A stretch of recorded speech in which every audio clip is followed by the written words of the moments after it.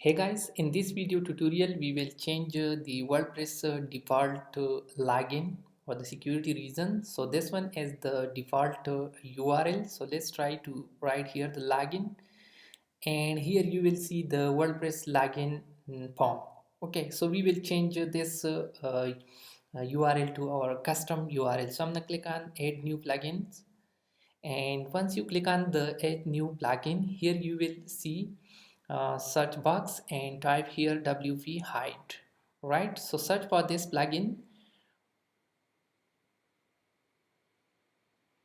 Very good. Here you will see this plugin, so I'm gonna click on install, and this plugin we will use to change the default URL of the WordPress.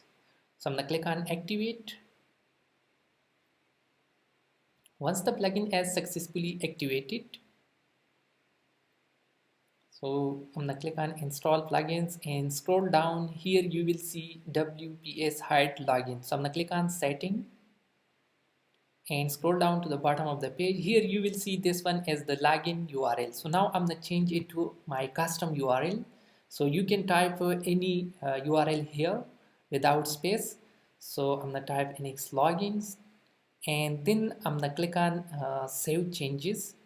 So once this changes to be saved,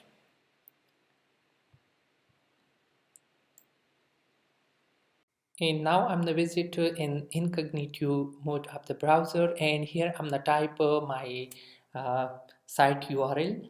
So I'm gonna type here the site URL, and let's first we check the default URL that we already used for the login form. So I'm gonna type here wp-admin. So I'm gonna hit the enter button, and here you will see on the default login URL you will cannot access the login page. You will just get 404. The page is not found. So now I'm gonna type my own custom URL, and here you will see the login form.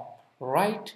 So if you try to use the login slash login, so you will got it to 404 error, the page is not found. So in this way you can change your custom login URL.